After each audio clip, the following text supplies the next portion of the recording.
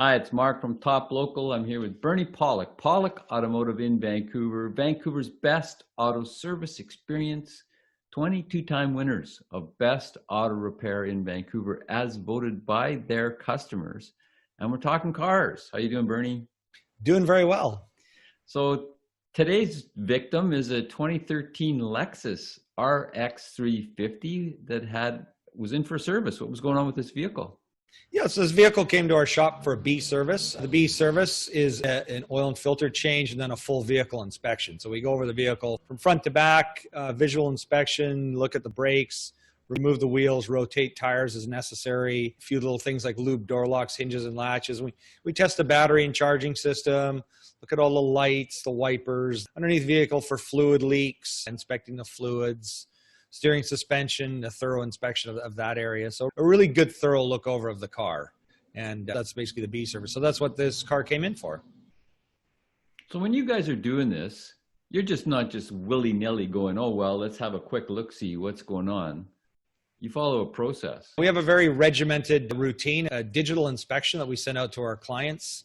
And I know you and I have talked about that in our previous podcast. Information out there on our channel that shows what's involved in the inspection. But yeah, no, it's not willy-nilly. I can't say it's a 150-point inspection because it varies from car to car what we look at. But I kind of went over the main things. But what you'll get out of doing this inspection is a really full snapshot of what your vehicle needs, at this moment in time. Services that are due now, services that are going to be needed in the future, at least into the 1-year future of the vehicle. And whether it's safe, if there's any major safety concerns, we can deal with them now. If they're, something that can be deferred, like say the brakes are 4 millimeters, we could do them today, or you could probably get a couple more months of driving out of them. So it really depends on what you need. And so what kind of concerns, if any, did you find on this Lexus? Surprisingly, very little. Well, maybe not surprising because it's a Toyota product, but very little actually, other than a couple of dirty filters and some slightly worn control arm bushings and some fluids that were dirty. But what was really interesting about this vehicle is this vehicle has 408,000 kilometers on it. And I'm going to just share the pictures because I think this is just so amazing. If you look at that vehicle, 408,000 kilometers. In miles, I guess that's probably about 250,000 miles. I mean, a lot of people start getting squeamish when their vehicle hits 100,000 kilometers.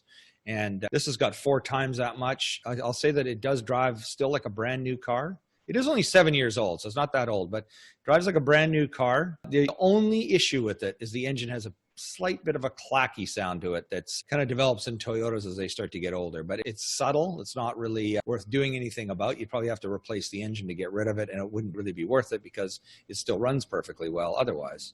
So that is the vehicle. Just to verify it's true, yeah, there's the odometer, 408,756 kms. So pretty shocking, really, when you get into it. And I mean, this is like, the product of good maintenance and a well-built car to start. So looking at a couple issues, this is the only sort of repair item that I recommended, and not even a strong recommendation. I mean, this is still something that'll last at least another year or more. The control arm bushings are starting to tear. The rubber's starting to wear out. But really, even then, this is not that bad. It's still got lots of life. You can see it's, the vehicle has a bit of rust. It's been driven a lot, 408 Ks. It's seen some places. It's been driven a lot. This is the other thing that just absolutely blows my mind.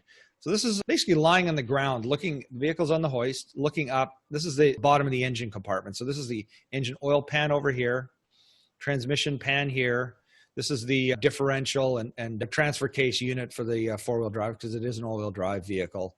There is not a drop of oil, fluid, not even a weep of oil coming out of this engine. There's no coolant, no fluid leaks. Again, 410,000 kilometers. It's just absolutely astounding engineering. So that's what you found that was of interest and a bit of a surprise perhaps, but do you see any other vehicles with that kind of mileage that need no work? Very rarely. Very rarely. I keep thinking, I own a BMW X3 with a quarter of the mileage that this vehicle has. I've already replaced the engine oil pan gasket, which is a horrific job. The water pumps failed, and that's not just every BMW is like that. Mercedes, again, oil leaks. English car like Jags, Land Rovers. I mean, they'll all develop some sort of issues. It's amazing, for this kind of mileage, really not typical of most cars out there. I mean, you'll get a few. I mean, the one good thing this car does have going for it is that it isn't that old. If it was a 20-year-old car with 408,000 Ks, it would definitely be feeling its age a lot more, but because it's been driven so much, kept warm, it's obviously the engine's been warm and the whole drivetrain, it's definitely in better shape. So time is a good factor on this one, but still, nonetheless, compared to a lot of other vehicles on the road, you just won't find this. And I've seen other Toyotas, Corollas, where I look underneath again, 250,000 kilometers, not a drip of oil. It's pretty amazing. So Lexus is the high-end brand of Toyota. Lexus and Toyota are the same company essentially. So have they always been this sort of trouble-free if maintained? You know what? They haven't always been. They've always been, I think, on the more reliable edge of cars. But I think about, there's been certain model years where they've had head gasket problems and other issues. So, one thing that is sort of that we've seen over the last, decade or more, a lot of Toyotas tend to have leaking water pumps. That's sort of one of their major failure items. It's not really that expensive to fix.